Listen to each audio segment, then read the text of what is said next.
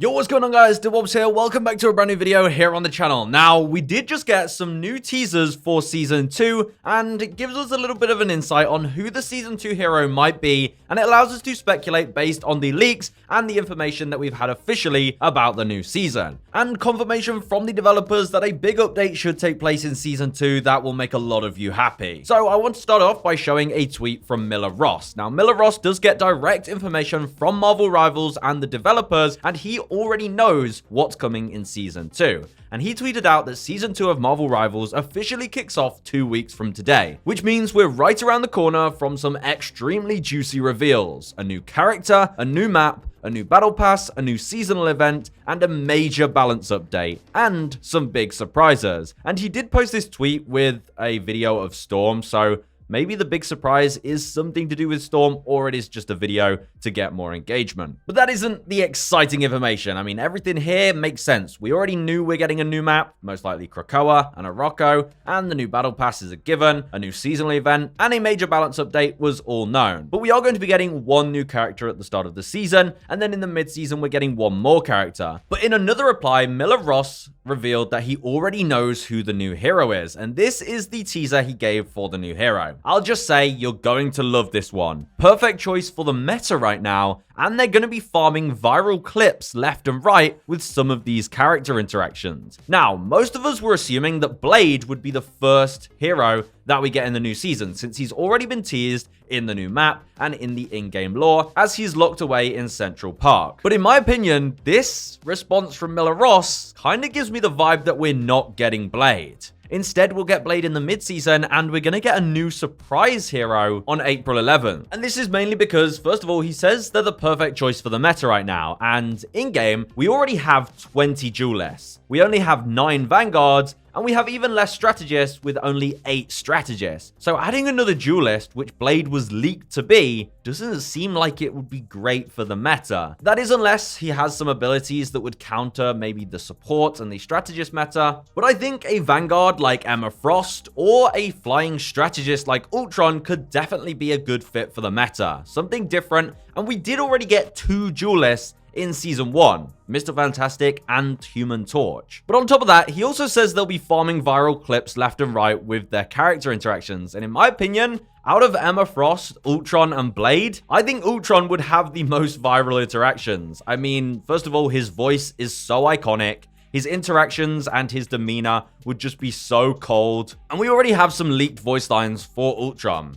Like this: "I told you, Stark. You are the flaw. And your flesh is the flaw, Stark." Or even, "You pretend to be a machine, yet you are just organs in a metal shell." Obviously, this is Ultron to Iron Man, and he absolutely despises him. And here are the upcoming heroes' abilities that could help us determine which ones are a good fit for the meta right now. So we mentioned Ultron, who was leaked to be a strategist. And I mean, these leaks were pretty solid, and the developers already said that Season 2 is finished and ready to be released. So I think if Ultron is coming, then he will be just as he was in the leaks. I don't think they'd have changed him, and he was a flying strategist who could unleash a burning energy beam as his primary fire with the Encephalo Ray. But he could heal his teammates as well with the Imperative Patch, where he'd command a giant drone to follow an ally, constantly healing allies in its radius, with additional healing for the designated ally. So just auto healing for a selected target. And then the Imperative Firewall would allow him to summon drones to grant bonus health to allies within range, centered on himself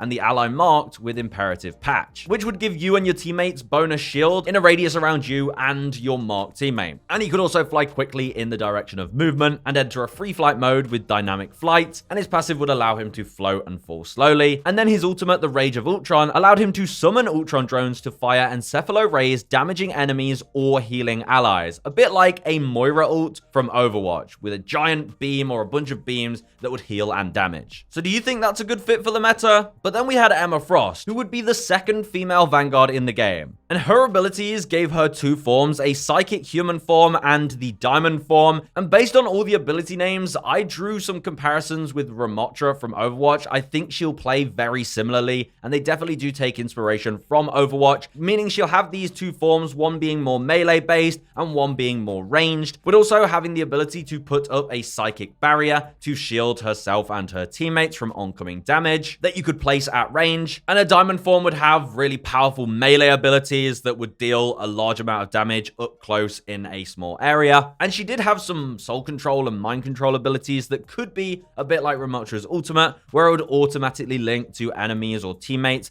in range during your ultimate, and it could heal or damage them in some way. So with those abilities, which obviously could change since the leaks, but if she'll remain vaguely similar to that, I think she'd be a great fit for the meta. And with the new season taking us to the Hellfire Gala, it would make a lot of sense. And then we had Blade, the only one of these three heroes that has actually already been revealed in the game officially, and his abilities had him down as a duelist, who would use 2 weapons a bit like Punisher. It was said he'd have katanas and his hunting shotgun, but I believe his main primary weapon will be the Dracula sword that we've seen him wielding in the current season. His passive Bloodline Liberation would apparently allow him to see enemies through walls, and my guess was that this would be low health enemies, as he does have a Bloodlust. His other abilities were the Stomp and Slash and the Dark Knight attack, and even the Fang Deflect. But his ultimate was pretty exciting. It's called New Moon, and it supposedly turns him into his vampire form, enhancing his abilities, but is another duelist that seems primarily melee focused a good fit for the meta right now? I'm not too sure, unless some of his abilities have maybe anti-healing properties that could help counter the strategists. I just don't think Blade matches up with Miller Ross's teaser. So I think it certainly throws a spanner in the works, and maybe Blade won't be the next hero, and now I really am just looking forward to the reveals coming next week. Now also, the lead technical designer for Marvel Rivals did share in an interview with PC Gamer there should be an optimization update to fix the RAM issue in Marvel Rivals, because you may know that if you have a computer with just 16 gigabytes of RAM, Marvel Rivals struggles. And unless you upgrade to 32 gigabytes of RAM, you probably are going to suffer. But hopefully things will change in Season 2, because this is a quote from the lead technical designer that said, "On PC, we realized that optimization is a big problem, especially for the memory consumption. So it may be that in Season 2, we will have an experimental checkbox in our launcher that players can use to reduce memory consumption significantly." And he says the earliest we can expect the RAM fix will be in Season 2. But he does say that it's a very big problem. That's a lot of work to organize. They can't just release it in a small patch, they have to fully test it, but we do realize the problem and we're going to keep optimizing. So positive signs